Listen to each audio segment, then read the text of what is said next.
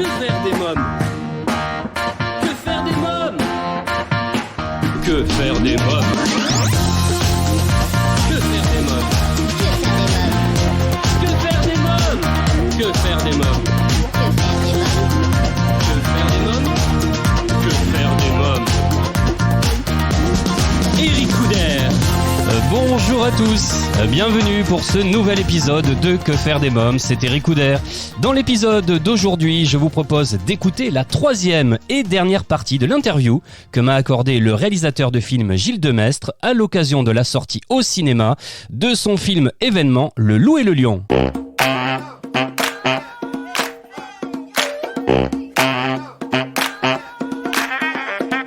Comment avez-vous trouvé ces louveteaux et les lionceaux ?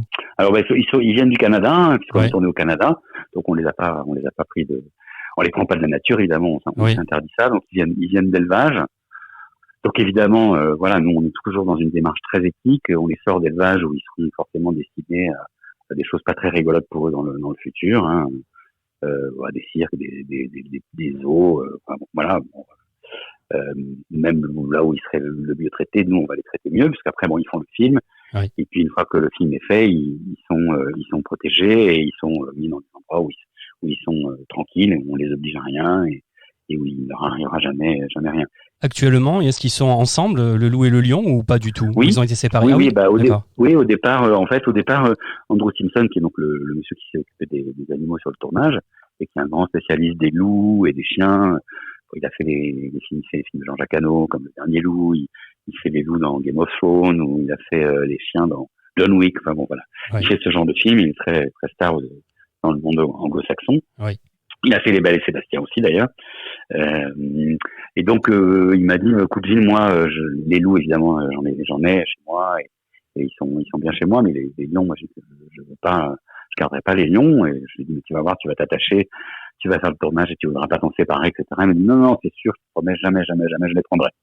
Bon, j'ai dit, on va organiser, puisque c'est des lions qui sont mis en captivité au Canada, de les emmener là où ils seront le mieux, c'est-à-dire en Afrique du Sud. Donc, de les ramener un peu là, dans l'univers de Kevin Richardson et de leur trouver un sanctuaire où ils seraient tranquilles en Afrique du Sud, dans des grands espaces, en semi-liberté, à la fin du tournage. Et donc, on a commencé à organiser tout ça. Oui. Sauf que, évidemment, Andrew s'est attaché, et puis surtout, on s'est aperçu que ça allait au-delà de ce qu'on imaginait, c'est-à-dire que le loup et le lion étaient devenus vraiment frères, quoi. Ils étaient inséparables. Donc ils sont restés ensemble au Canada chez Andrew. C'est fabuleux quand même ça. Gilles Demestre, on va parler maintenant du casting. Est-ce que ça a été difficile de trouver la comédienne qui accepterait de donner la réplique à un loup et un lion ? C'est compliqué. Ça, c'est une des parties un peu compliquées de trouver une comédienne, surtout plutôt adulte. Puisque là c'était sur Mia c'était une enfant, mais là c'est une adulte, parce que il y a toujours tous ces a priori sur ces animaux, qu'il y a des risques, qu'on risque de se faire mordre, de se faire agresser. Alors il peut y avoir des petits accidents, etc. Mais évidemment une comédienne de 20 ans américaine, elle pense à son visage. Elle imagine toujours qu'elle va peut-être se prendre un petit coup de griffe et qu'elle sera défigurée. Voilà, donc c'est pas évident qu'il y ait des gens qui aient envie de faire ça. Et puis on cherche aussi pas seulement une actrice, mais quelqu'un qui peut être à l'aise avec les animaux, donc il faut les tester avec des animaux. Oui. Donc c'est ce qu'on a fait avec Molly Kunz, qui à la fois est une actrice vraiment géniale. Enfin, je trouve qu'elle elle fait une performance avec ses animaux qui est assez incroyable, parce que c'est pas évident de jouer avec deux animaux, puisque ils ne donnent pas la réplique, hein, donc il faut s'adapter, il faut rendre tout ça vivant et crédible. Et puis elle était très à l'aise avec eux. Elle a vraiment créé des relations et tout ça sans peur, avec beaucoup de calme. Ouais. Donc c'est une fille assez incroyable. Oui, effectivement. Gilles Demestre, est-ce que comme dans le film, certaines rencontres ont changé votre vie ? C'est vrai que la rencontre avec le monde animal, pour moi, a complètement changé ma vie. Ces films-là, ils me prennent 3 ans, 4 ans, 5 ans de travail. On écrit avec ma femme, donc c'est une aventure déjà de couple. Oui. Et puis on voyage avec nos enfants. On a 6 enfants, donc on va dans les pays, on vit au milieu des forêts canadiennes ou du bush sud-africain. Bon, là, on part en Amazonie. Enfin, voilà. Donc c'est ça. Évidemment, c'est des aventures familiales pour nous incroyables. Et voilà. Et puis, nous, nos enfants, c'est notre premier public. Donc, on fait aussi ces films-là pour leur parler à eux. leur raconter le monde tel qu'on le voit, aussi de manière positive. Vous me parliez d'Amazonie pour terminer, donc vous préparez un nouveau film avec Studio Canal, un film tourné en Amazonie, une comédie d'aventure sur un sujet grave, la déforestation et le trafic d'animaux.